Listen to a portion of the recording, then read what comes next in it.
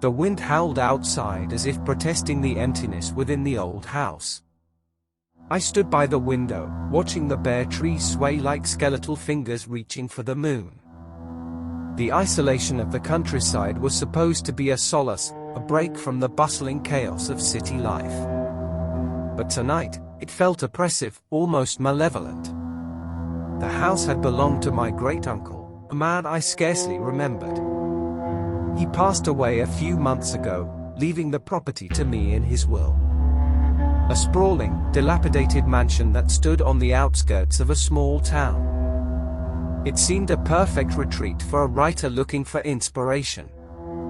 But now, as the night crept in, I regretted my decision to come alone. I had arrived that afternoon, the sun casting long shadows across the overgrown lawn. The house, though neglected, had an air of faded grandeur. I spent the day unpacking and familiarizing myself with the place.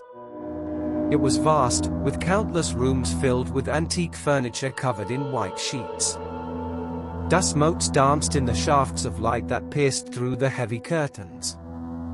As evening fell, I made a simple dinner and settled in the library with a glass of wine. The library was the heart of the house, with walls lined from floor to ceiling with leather-bound books. A massive fireplace dominated one wall, and above it hung a portrait of my great-uncle. His eyes, dark and penetrating, seemed to follow me as I moved around the room. The fire crackled, casting flickering shadows that danced across the floor. I felt a chill that the flames could not dispel, a sense of being watched. I shook off the feeling and immersed myself in a novel, hoping to lose myself in fiction. But my mind kept wandering, pulled back to the present by every creak and groan of the old house settling. I tried to rationalize my unease. It was a new place, filled with unfamiliar sounds. And yet, there was something else, a deeper sense of foreboding that I couldn't shake. The clock on the mantel chimed midnight, its tones echoing through the silent house. I decided to call it a night, hoping sleep would come easily. The bedroom I chose was on the second floor, with a large four-poster bed draped in heavy velvet curtains. It was musty, the air thick with the scent of age and disuse. I opened a window to let in some fresh air, but the wind outside seemed to moan louder, as if angry at being disturbed. I quickly shut it and drew the curtains. I climbed into bed, pulling the covers up to my chin. The house was eerily quiet now, the only sound my own breathing. I turned off the bedside lamp and closed my eyes, willing myself to sleep. But the silence was oppressive, pressing down on me like a weight. I must have dozed off, for I woke with a start sometime later. The room was pitch black, the fire in the library below having long since burned out. My heart pounded in my chest, and I strained to listen. There it was again, a soft, shuffling sound, as if someone or something was moving around downstairs. I told myself it was just the house settling, but the noise persisted, growing louder and more distinct. It was the sound of footsteps, slow and deliberate. I froze, fear gripping me like a vice. I was alone in this house, wasn't I? I slipped out of bed as quietly as I could, my feet hitting the cold wooden floor. I groped for the flashlight I had left on the bedside table and clicked it on. The beam cut through the darkness, but it did little to dispel the fear gnawing at my gut. I crept to the bedroom door and opened it a crack. The hallway beyond was shrouded in darkness, the only light coming from the faint moonlight filtering through a window at the far end. The footsteps had stopped, replaced by a heavy silence. I listened intently, my breath caught in my throat. Then, I heard it, a faint whisper, barely audible, coming from downstairs. It was a low, guttural murmur, like someone speaking in a language I didn't understand. My blood ran cold, and I felt a surge of panic. I had to get out of here. I made my way down the hallway, the floorboards creaking under my weight. Each step felt like an eternity, the darkness pressing in around me. I reached the top of the staircase and peered down. The ground floor was a yawning abyss, the darkness almost tangible. I descended the stairs slowly, my flashlight beam jittering with each step. The whispers grew louder, more insistent. They seemed to be coming from the library. As I reached the bottom of the stairs, I hesitated. I didn't want to go any further, but something compelled me to find the source of the sound. I steeled myself and crossed the foyer to the library door. It was ajar, and a faint light flickered within. I pushed the door open and stepped inside. The fire had somehow reignited, casting an eerie glow over the room. And there, in front of the fireplace, stood a figure. It was a man, or at least it had been. His clothes were tattered, his skin pale and translucent. He turned to face me, and I gasped in horror. His eyes were hollow, empty sockets that seemed to bore into my soul. His mouth moved, forming words that I couldn't understand. I wanted to scream, to run, but I was rooted to the spot. The figure raised a hand, pointing towards the portrait above the fireplace. I followed his gaze and saw that the eyes in the portrait were now bleeding, dark rivulets streaming down the canvas. The room began to spin, and I felt a wave of dizziness wash over me. The whispers grew louder, filling my head with a cacophony of voices. I stumbled back, clutching my head in agony. The figure stepped closer, and I could feel the cold emanating from him. With a final, desperate effort, I turned and fled the room. I raced up the stairs, my heart pounding in my ears. I didn't stop until I reached the bedroom and slammed the door behind me. I locked it and leaned against it, trying to catch my breath. The whispers were gone, replaced by an oppressive silence. I glanced around the room, half expecting the figure to appear. But there was nothing, just the darkness closing in. I climbed back into bed, pulling the covers over my head like a frightened child. I must have passed out from sheer exhaustion, for I awoke to the pale light of dawn filtering through the curtains. I felt a sense of relief, the terror of the night before fading in the daylight. But as I sat up, I noticed something that sent a chill down my spine. The door to the bedroom was wide open. I knew I had locked it. There was no way it could have opened on its own. I felt a surge of panic and scrambled out of bed. I had to get out of this house. I grabbed my things and rushed downstairs, not stopping to look around. I burst out of the front door and into the morning light, gasping for air. The town was a few miles away, but I didn't care. I needed to be around people, to feel safe. I started walking, not daring to look back at the house. The wind had died down, and the countryside was eerily quiet. It felt like I was the only person left in the world. I reached the town after what felt like hours and found a small diner. The few patrons looked at me curiously as I stumbled in, disheveled and wild-eyed. I sat at the counter and ordered a coffee, my hands shaking. The waitress, a kindly woman in her 50s, noticed my distress and asked if I was okay. I hesitated, then decided to tell her what had happened. She listened intently, her expression growing more concerned as I spoke. When I finished, she nodded slowly. "You're not the first," she said quietly. "That house, it's been abandoned for years. People say it's haunted, that strange things happen there. Your great-uncle, he was a recluse. Hardly anyone saw him in his last years. Some say he was driven mad by whatever's in that house." I felt a shiver run down my spine. The waitress leaned closer, her voice barely above a whisper. "You need to leave. Get as far away from that place as you can. It's not safe. I nodded, my mind racing. I finished my coffee and left the diner, the waitress's words echoing in my head. I knew she was right. I had to leave, to put as much distance between myself and that house as possible. I returned to the house one last time, just long enough to gather my belongings. As I drove away, I glanced in the rearview mirror and saw the house receding into the distance. It looked peaceful in the morning light, but I knew better. There was something evil within those walls, something that had claimed my great-uncle and almost claimed me. I never looked back, and I never returned. The house still stands, a silent sentinel in the countryside, waiting for its next victim. And sometimes, late at night, I can still hear the whispers, faint and distant, reminding me of the darkness that lurks just beyond the edge of sanity.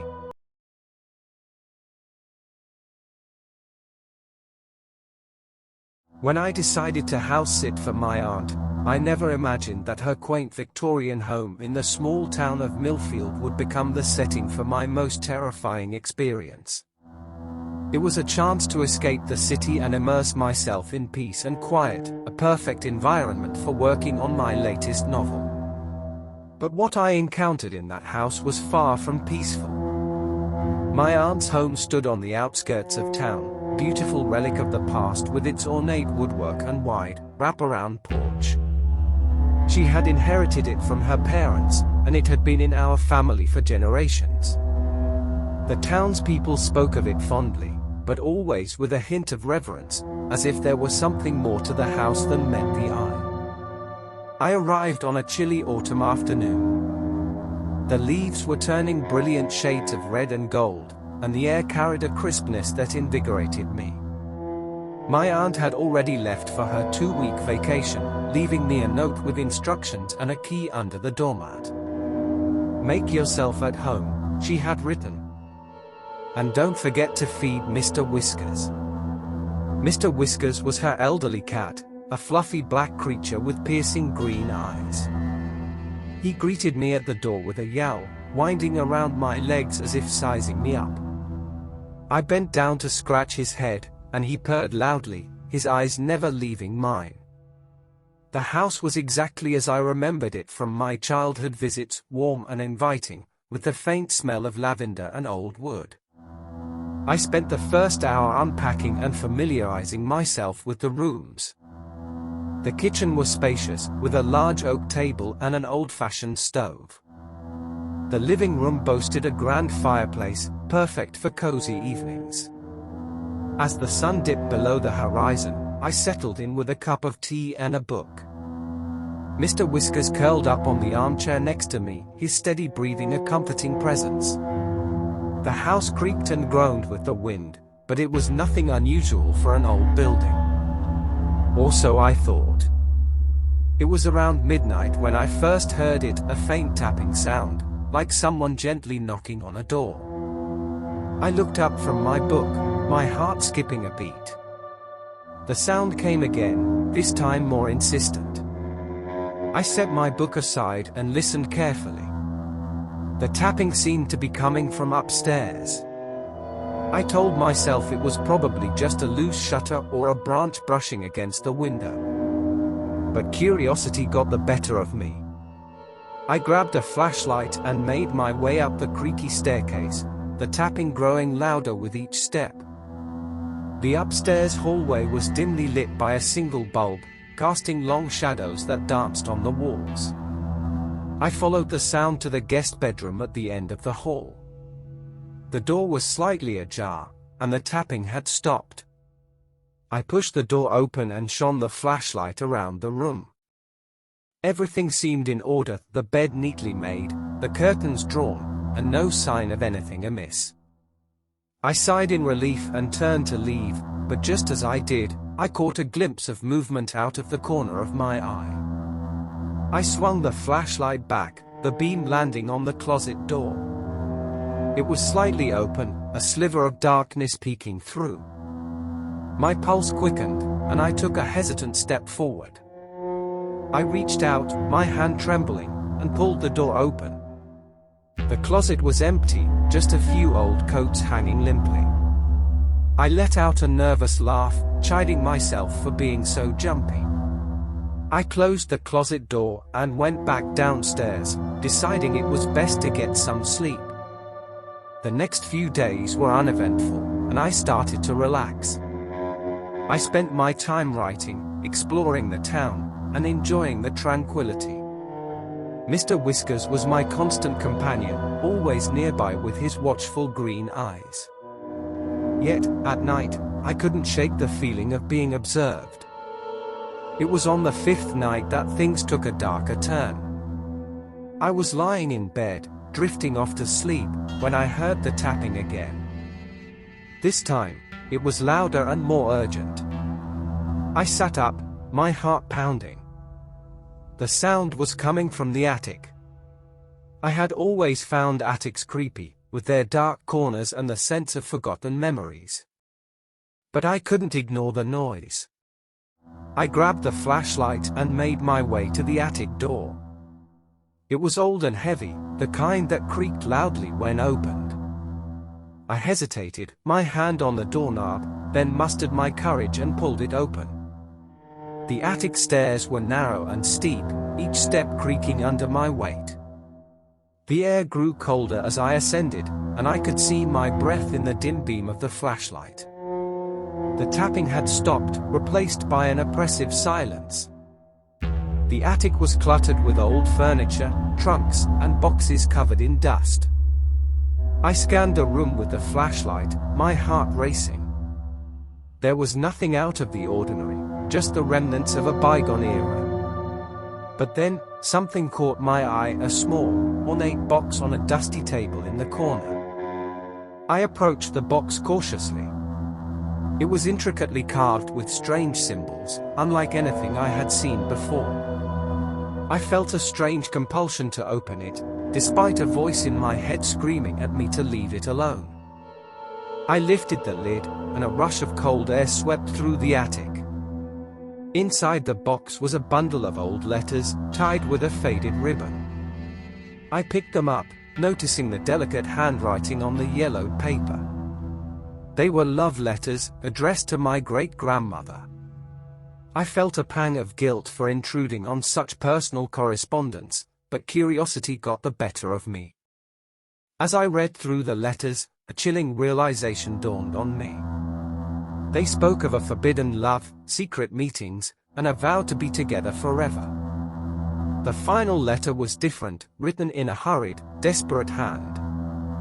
It spoke of a curse, a binding spell to keep the lovers together in death if they could not be together in life. A sudden noise startled me, and I dropped the letters. The flashlight flickered, casting eerie shadows on the walls. I felt a presence behind me, cold and menacing. I turned slowly, the beam of light revealing the figure of a woman standing at the far end of the attic. She was dressed in a long, white gown, her hair flowing around her pale face. Her eyes were hollow, empty voids that seemed to suck the light from the room. She raised a hand, pointing at the box, and her mouth moved silently, as if she was speaking words I couldn't hear. I stumbled back, nearly tripping over a trunk. The flashlight slipped from my grasp and rolled across the floor, its beam illuminating the woman's face. Her expression was one of sorrow and rage, a haunting combination that sent shivers down my spine. I turned and fled down the stairs, the attic door slamming shut behind me. I ran to my bedroom and locked the door, my heart racing. I could still feel her presence, a cold shadow lingering in the corners of the room. I climbed into bed, pulling the covers over my head, and lay there trembling until exhaustion finally claimed me. The next morning, I woke to find Mr. Whiskers sitting on the bed, staring at me with his unblinking green eyes. I felt a sense of dread wash over me, the events of the previous night replaying in my mind. I had to leave this house, but something told me I couldn't just walk away. I spent the day in a state of anxious anticipation, trying to make sense of what I had seen. The letters, the figure in the attic, it all pointed to some dark history that had been buried for years. I decided to do some research, hoping to find answers.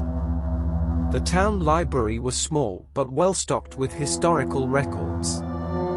I combed through old newspapers and documents, piecing together the story of my great-grandmother and her forbidden love.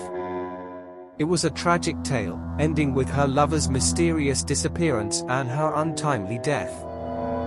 There were rumors of a curse, whispered among the townsfolk, but never confirmed. Some said she had dabbled in dark magic, trying to bind her lover's spirit to hers for eternity. Others believed the house itself was cursed, a beacon for restless spirits. As night fell, I returned to the house with a sense of foreboding. I knew I had to confront whatever was haunting me, to break the cycle of fear and terror. I retrieved the box of letters from the attic, feeling a chill as I touched it. I took the box to the living room and sat by the fireplace, Mr. Whiskers watching from his perch on the armchair. I read through the letters again, this time with a sense of purpose. When I finished, I placed them back in the box and set it in the fireplace. I struck a match and lit the kindling, watching as the flames grew and consumed the letters. The room grew colder, and I felt a presence behind me. I turned to see the figure of the woman standing in the doorway, her hollow eyes fixed on me. She stepped forward, her expression softening as she looked at the burning letters. For a moment, I felt a connection, a sense of understanding. She nodded slowly, and then, as the flames consumed the last of the letters, she faded away, leaving only a faint whisper in the air. The house grew warm again, the oppressive feeling lifting. I sat by the fire, exhausted but relieved. Mr. Whiskers jumped into my lap, purring loudly. I stroked his fur, feeling a sense of peace I hadn't felt in days.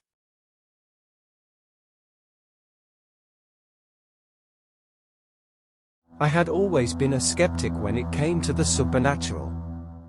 Ghost stories and tales of haunted houses never fazed me. But that all changed when I spent a week alone in my grandparents' old farmhouse. Nestled deep in the woods, miles away from the nearest neighbor, the house was a perfect retreat for some much-needed solitude. Little did I know that solitude would soon become my greatest fear. I arrived on a rainy afternoon, the sky a dull gray that matched my mood. Work had been stressful, and I desperately needed a break. The farmhouse, with its charming rustic decor and the memories of summers spent there as a child, seemed like the ideal place to unwind. My grandparents had passed away a few years ago, and the house had stood empty since then, waiting for someone to bring it back to life. The first day was uneventful. I spent my time cleaning and getting reacquainted with the house. The rain pattered softly on the roof, creating a soothing backdrop as I worked. By evening, I had settled into the cozy living room with a cup of tea and a book. The fireplace crackled, casting a warm glow that chased away the shadows. It wasn't until the second night that things started to feel off. I was lying in bed, drifting off to sleep, when I heard a faint sound, a soft, rhythmic tapping. I sat up, listening intently. The sound seemed to be coming from downstairs. I told myself it was just the house settling or the wind playing tricks, but a sense of unease crept over me. I got out of bed and grabbed my phone, using its flashlight to navigate the dark hallway. The tapping continued, growing louder as I descended the stairs. It led me to the kitchen, where I found the source, the old grandfather clock against the far wall. Its pendulum swung back and forth, the sound echoing in the silence. I frowned, puzzled. The clock had never worked, not in all the years I had spent in this house. I approached it cautiously, the tapping now seeming almost like a heartbeat. I reached out and touched the clock's face. Instantly, the tapping stopped, plunging the kitchen into an eerie silence. I stood there for a moment, my heart pounding. Then I shook my head and laughed nervously. It was just an old clock, after all. I went back to bed, telling myself it was nothing to worry about. But as I lay there in the darkness, sleep eluded me, and I couldn't shake the feeling that something was watching me. The next morning, the rain had stopped, and the sun peeked through the clouds. I decided to go for a walk in the woods, hoping the fresh air would clear my mind. The forest was dense and quiet, the ground carpeted with fallen leaves. I followed an old trail that led to a small pond, a place where I had spent many happy hours fishing with my grandfather. As I approached the pond, I felt a sudden chill, as if the temperature had dropped several degrees. The water was still and dark, reflecting the overcast sky. I stood at the edge, lost in thought, when I noticed something strange in the reflection, a figure standing behind me. I spun around, my heart leaping into my throat, but there was no one there. I turned back to the pond, my reflection alone once more. I took a deep breath, trying to calm my racing heart. It must have been a trick of the light, or my imagination running wild. I returned to the house, determined to put the incident out of my mind. The rest of the day passed uneventfully, and by evening, I had almost convinced myself that I had imagined the whole thing. But that night, the tapping started again. This time, it was louder and more insistent. I lay in bed, staring at the ceiling, willing it to stop. But it didn't. I got up, my body tense with fear, and followed the sound back to the kitchen. The grandfather clock stood silent, its pendulum still. The tapping wasn't coming from the clock this time. It was coming from the mirror above the sink. I approached it slowly, the tapping growing louder with each step. My reflection stared back at me, pale and wide-eyed. I reached out and touched the mirror's surface, and the tapping ceased. A chill ran down my spine as I noticed something strange. My reflection didn't mimic my movements. While my hand rested on the mirror, my reflection's hand was down by its side. I pulled my hand back in horror, and my reflection did the same, a fraction of a second too late. I stumbled back, nearly tripping over a chair. My mind raced, trying to make sense of what I had just seen. This was impossible, a nightmare. I had to be dreaming. I pinched myself hard, but the pain was real. This was real. I backed out of the kitchen and fled up the stairs to my bedroom, slamming the door behind me. I sat on the edge of the bed, my heart pounding. I didn't know what to do, but I knew I couldn't stay in this house. I decided to leave first thing in the morning. That night, I barely slept. Every creak and groan of the house set my nerves on edge. The tapping didn't return, but the silence was almost worse. I felt like the house was holding its breath, waiting for something. At dawn, I packed my bags and hurried to the car. I wanted to get as far away from that house as possible. But as I reached for the door handle, I heard a soft whisper behind me. "Don't leave." I froze, my blood running cold. The voice was soft, almost pleading. I turned slowly, but there was no one there. The house stood silent, the morning light casting long shadows across the porch. I shook my head, trying to clear the fog of fear and exhaustion. "Don't leave," the voice whispered again, this time closer. I backed away, fumbling for my keys. My hands were shaking so badly that I dropped them. As I bent to pick them up, I saw something move in the corner of my eye, a shadow flitting across the porch. I straightened up and backed away, my eyes scanning the house. The front door was open, just a crack, and I could see darkness within. I took a deep breath, steeling myself. I had to leave. Whatever was happening here, I couldn't stay. I grabbed my keys and bolted for the car. As I fumbled with the lock, I glanced back at the house. My heart nearly stopped. There, in the upstairs window, was my reflection, staring down at me with hollow eyes. I yanked the car door open and jumped in, slamming it shut behind me. I started the engine and peeled out of the driveway, my heart pounding in my chest.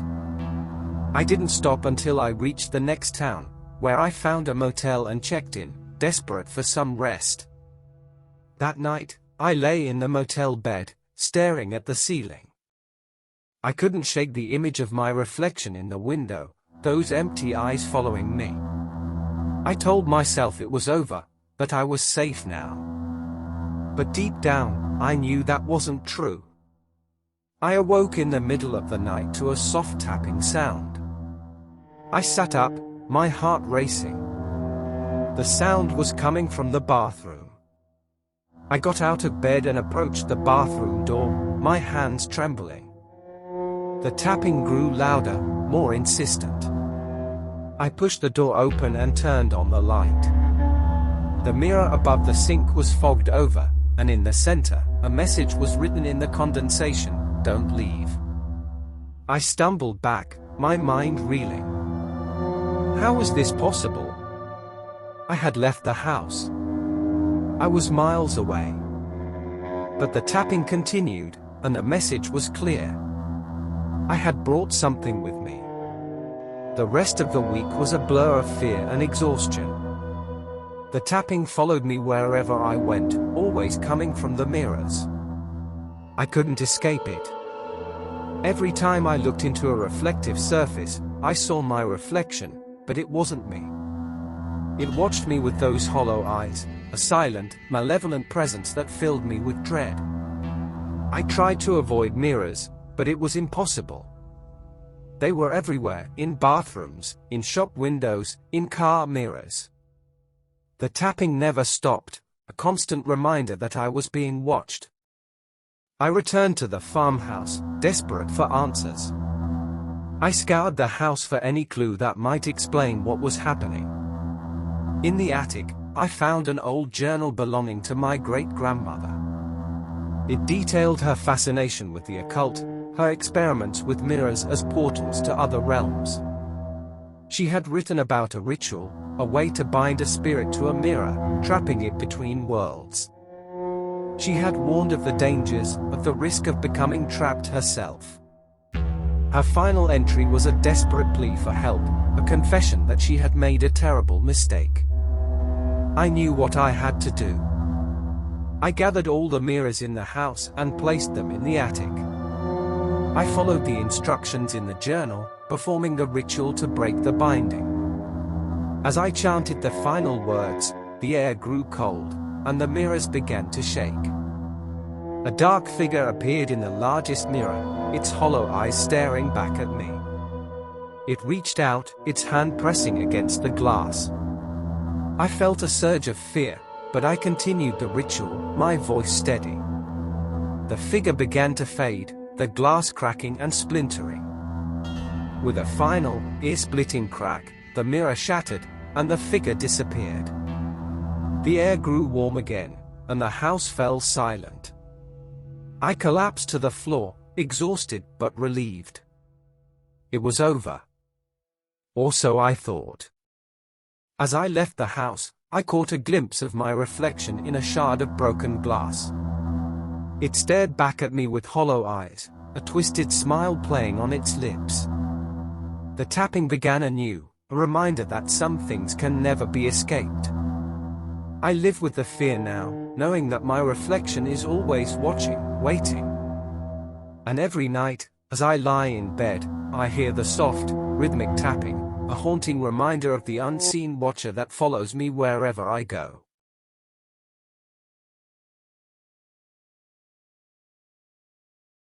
There's something profoundly unsettling about being alone in a house that feels too big for one person. When my parents left for their anniversary trip, they assured me I'd be fine on my own for the weekend. At 18, I thought I was mature enough to handle it. Little did I know how wrong I would be. The first night started innocuously enough.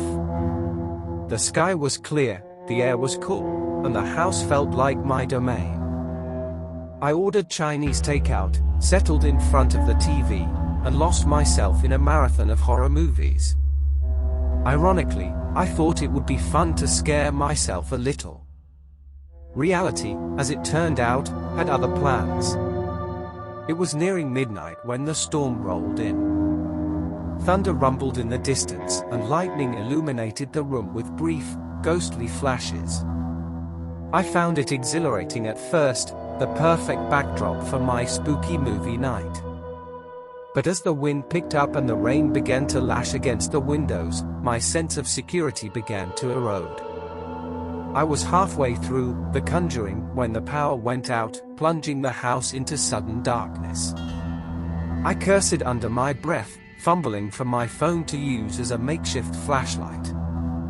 As I turned it on, a pale blue glow filled the room, casting eerie shadows on the walls. With no Wi-Fi and a dying phone battery, I decided to call it a night. Climbing the stairs to my bedroom felt like a journey through a haunted maze. Every creak of the wooden steps, every gust of wind rattling the windows, sent chills down my spine. I tried to shrug it off, reminding myself that it was just a storm and an old house. But deep down, a gnawing fear had taken root. I finally made it to my room and crawled into bed, pulling the covers up to my chin like a child seeking refuge from the monsters under the bed. Just as I began to drift off, a strange noise jolted me awake. It was faint at first, almost imperceptible over the howling wind. A soft, rhythmic tapping, like fingernails drumming against wood. I lay there, listening intently, trying to pinpoint the source. The sound seemed to be coming from downstairs, in the direction of the living room. My rational mind told me it was probably just a loose shutter or a tree branch scraping against the house. But another part of me, the part that had been steeped in horror movies all night, couldn't shake the feeling that something was terribly wrong. Summoning my courage, I grabbed my phone and crept downstairs. The tapping grew louder as I approached the living room, each step amplifying my dread. When I reached the bottom of the stairs, I paused, holding my breath. The room was dark, the only light coming from occasional flashes of lightning. I stood in the doorway, scanning the room for any sign of movement. Nothing seemed out of place. The furniture was all where it should be, and the windows were securely closed. I was about to turn back when the tapping resumed, louder this time, coming from the direction of the fireplace. Heart pounding, I approached the hearth. The sound was unmistakable now, a rhythmic drumming that seemed to emanate from within the chimney. I hesitated, my mind racing through all the possible explanations. Could it be an animal trapped inside? Or was it something else, something more sinister? Just as I was about to investigate further, a loud crash echoed through the house. I spun around, my flashlight sweeping across the room. The noise had come from the kitchen. My hands shook as I tightened my grip on the phone and slowly made my way towards the source of the disturbance. The kitchen was a mess. The window above the sink had been thrown open, rain pouring in and pooling on the floor. The door of the pantry was ajar, cans and boxes scattered across the tiles. I felt a cold draft and realized with a start that the back door was also open, swinging gently in the wind. Panic surged through me. Someone had been in the house. I hurried to shut the door and lock it, my mind racing with fear and confusion. How had they gotten in? And why would they leave in such a hurry? My thoughts were interrupted by another noise, this time a low, guttural whisper that seemed to come from the walls themselves. I stood frozen, straining to hear. The whispering grew louder, a sinister chant that sent shivers down my spine. It seemed to be coming from all around me, filling the air with a malevolent presence. I backed away, desperate to escape the suffocating darkness. As I stumbled out of the kitchen, I heard footsteps above me, heavy and deliberate, moving from one room to the next. I was no longer alone in the house. The realization hit me like a punch to the gut, and I fled up the stairs, my only thought to get to my room and barricade myself inside. When I reached the top of the stairs, I saw a figure standing at the end of the hallway. It was shrouded in darkness, its features obscured, but I could feel its eyes on me, cold and unblinking. I dashed into my room and slammed the door, throwing myself against it as if my weight alone could keep the terror at bay. I fumbled for my phone, my hands shaking so badly I could barely dial 911. The operator's voice was a lifeline, a beacon of hope in the nightmare that had become my reality. I tried to explain what was happening, but my words came out in a panicked jumble. All I could manage was a desperate plea for help. The minutes that followed felt like an eternity. I sat huddled against the door, listening to the whispers and footsteps that seemed to close in from all sides. I prayed that the police would arrive in time, that I would survive this nightmarish ordeal. When the flashing lights finally appeared outside, I felt a surge of relief. I ran to the window and waved frantically, hoping they could see me through the rain. Moments later, I heard the front door burst open and the reassuring sound of authoritative voices calling out. I opened my door cautiously, peering out into the hallway. The figure was gone, the whispers had ceased, and the house was eerily silent. I rushed downstairs to meet the officers, my heart still racing with fear. They searched the house thoroughly, finding no signs of an intruder. The back door showed no signs of forced entry, and there was no evidence that anyone had been inside. It was as if the entire night had been a figment of my imagination. But the mess in the kitchen and the open window were real enough to convince the officers that something had happened, even if they couldn't explain it. One of the officers, a kindly man with a reassuring demeanor, suggested that I might have been the victim of a prank or a home invasion gone wrong. He promised to have a patrol car keep an eye on the house for the rest of the night. It was little comfort, but it was better than nothing. After they left, I tried to calm myself down. I locked every door and window, turned on all the lights, and sat in the living room with a baseball bat in my lap. Sleep was out of the question. My mind kept replaying the events of the night, trying to make sense of the impossible. The storm had passed, leaving an eerie calm in its wake. The house was quiet, almost too quiet, as if holding its breath. I fought to keep my eyes open, but exhaustion eventually took its toll, and I drifted into a fitful sleep. I woke to the sound of birds chirping and sunlight streaming through the windows. For a brief, blissful moment, I thought it had all been a bad dream. But the mess in the kitchen and the lingering sense of unease told me otherwise. I spent the day cleaning up, trying to restore some semblance of normalcy. But every creak of the house, every gust of wind, sent my heart racing. I couldn't shake the feeling that I was being watched, that the house itself was alive with a malevolent presence. When night fell again, I felt a rising tide of dread. I considered calling my parents, asking them to come home early, but I didn't want to worry them. Instead, I resolved to stay vigilant, to face whatever horrors the night might bring. As the hours ticked by, I sat in the living room, my eyes darting to every shadow, my ears straining for any sound. Midnight came and went, and the house remained silent. I began to hope that whatever had haunted me the night before was gone. Then, just as I was beginning to relax, I heard it again. The soft, rhythmic tapping, coming from the direction of the fireplace. My heart sank as I realized that the nightmare was far from over. The whispers began anew, filling the air with their sinister chant. The footsteps returned, moving from room to room, as if searching for something, or someone. I knew then that I couldn't stay in the house another night.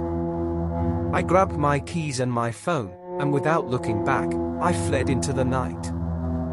I drove aimlessly, my mind racing, until I found myself in the parking lot of a 24-hour diner.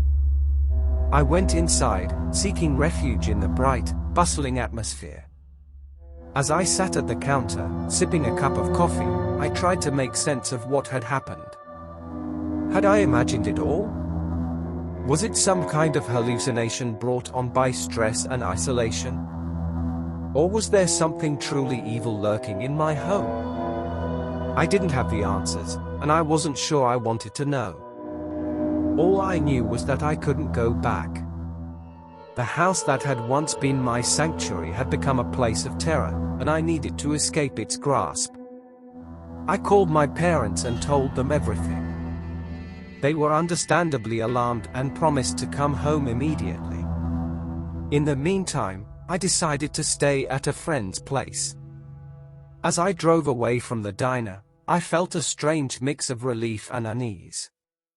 I was leaving the house behind, but the memories of that night would haunt me forever. The following days were a blur of explanations and investigations. My parents were supportive but visibly shaken by my ordeal. The police found no evidence of an intruder, and the case was eventually closed as a mystery. Life slowly returned to normal, but the shadows of that night lingered in the corners of my mind. I never did find out what had caused the whispers in the walls or the ghostly figure in the hallway. Some nights, as I lie awake in the dark, I can still hear the faint sound of tapping, like a distant echo of a nightmare that refuses to fade. And I wonder, with a shiver of fear, if the house is still waiting for me, its dark secrets lurking just beneath the surface, ready to claim its next victim.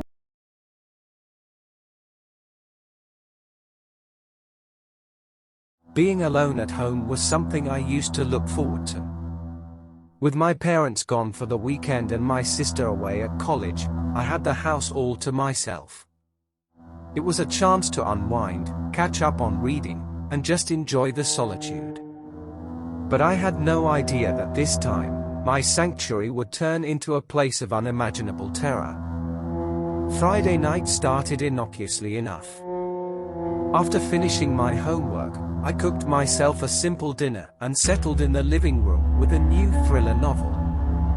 The weather was perfect for a quiet evening, cool and crisp, with a gentle breeze rustling the leaves outside. I lost myself in the story, the hours slipping by unnoticed. It was around midnight when I decided to call it a night. As I climbed the stairs to my bedroom, I couldn't shake the feeling that something was off. The house seemed unusually quiet, the kind of silence that feels heavy and oppressive. I brushed it off as my imagination running wild after reading a suspenseful book. I changed into my pajamas and climbed into bed, pulling the covers up to my chin. Just as I began to drift off, I heard a noise, a soft, almost imperceptible creaking sound. My eyes snapped open, my heart beginning to race. It sounded like it was coming from downstairs. I lay there, straining to hear, but the house had fallen silent again.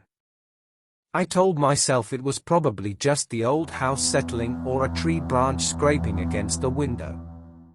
But sleep didn't come easily that night, and I kept waking up to every little sound. The next day was uneventful, and I spent most of it lounging around the house. By evening, the unsettling feeling had faded, and I convinced myself that I'd overreacted. I ordered a pizza, watched a couple of movies, and chatted with friends online. It felt good to relax and enjoy the freedom of being alone. As the night wore on, the wind began to pick up, howling through the trees and rattling the windows. I decided to head to bed, hoping to get a good night's sleep.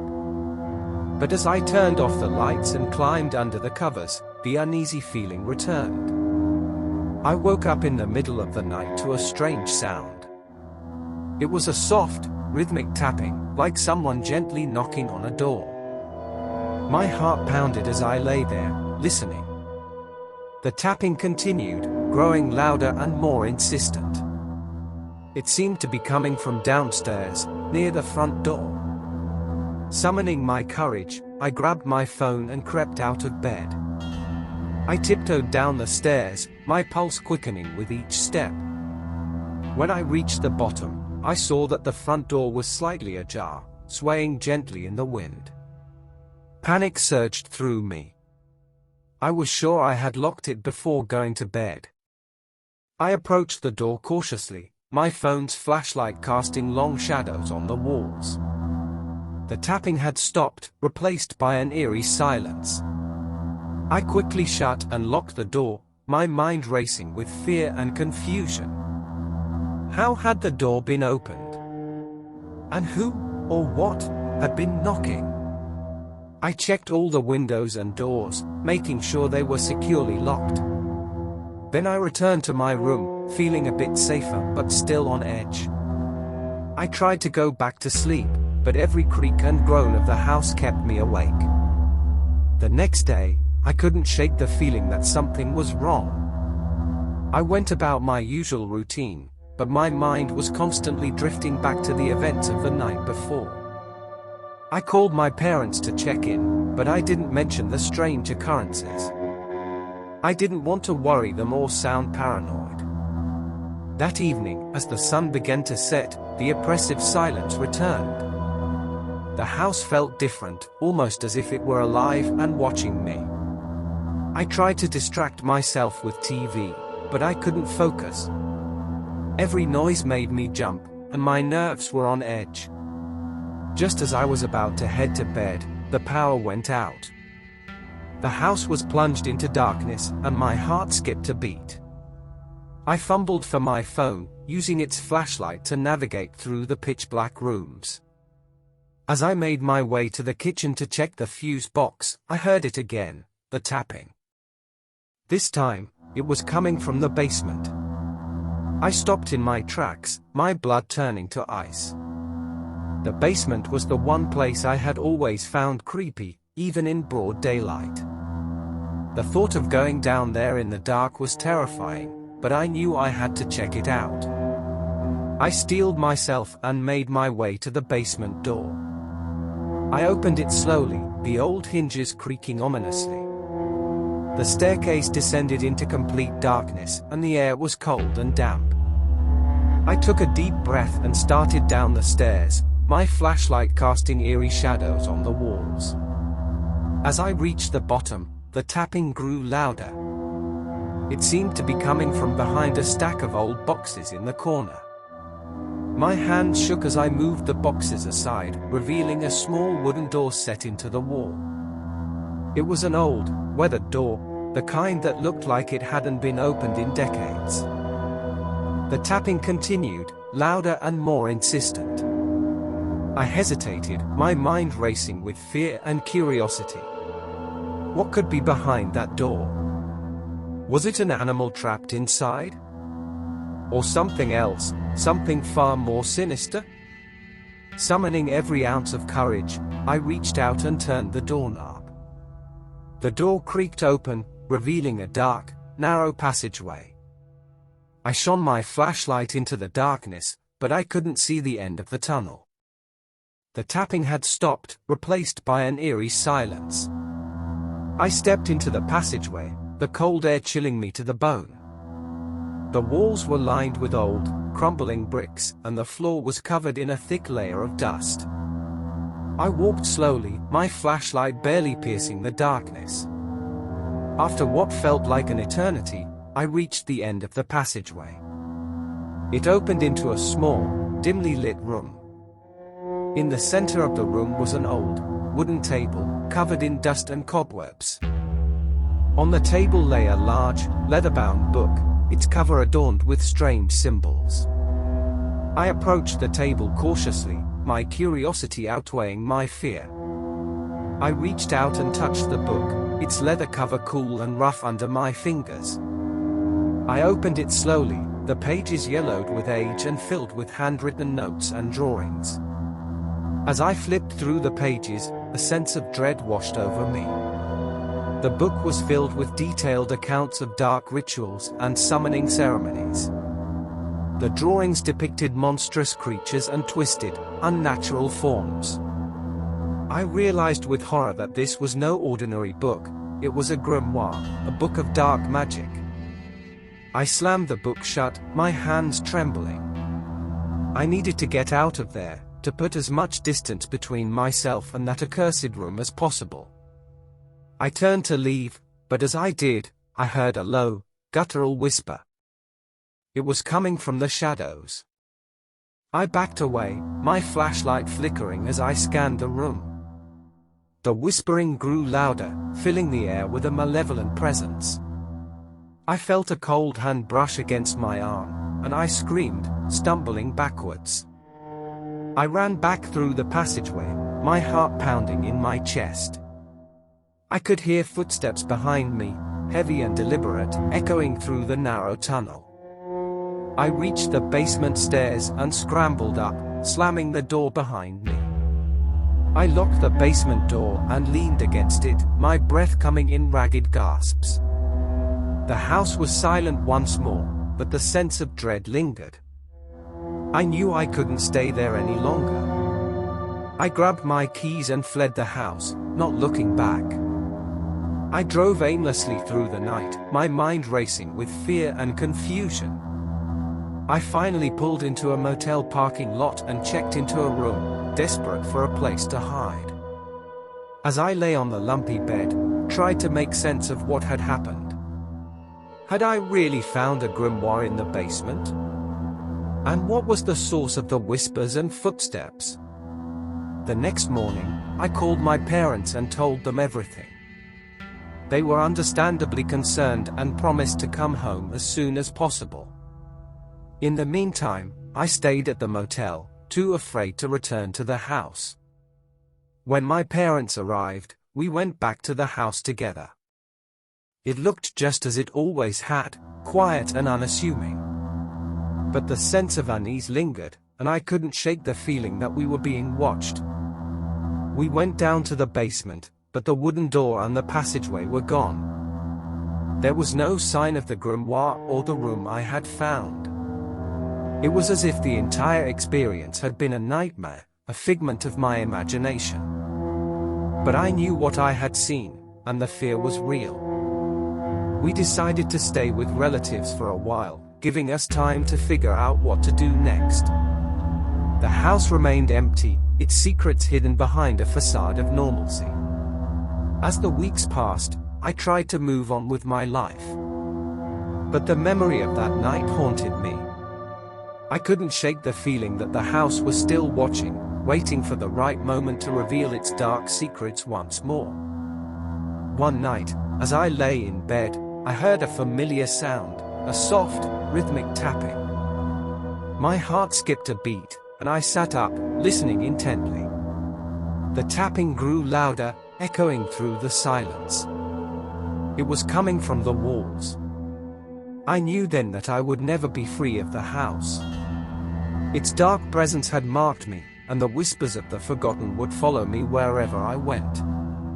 The house had claimed a part of my soul, and no matter how far I ran, I could never escape its grasp.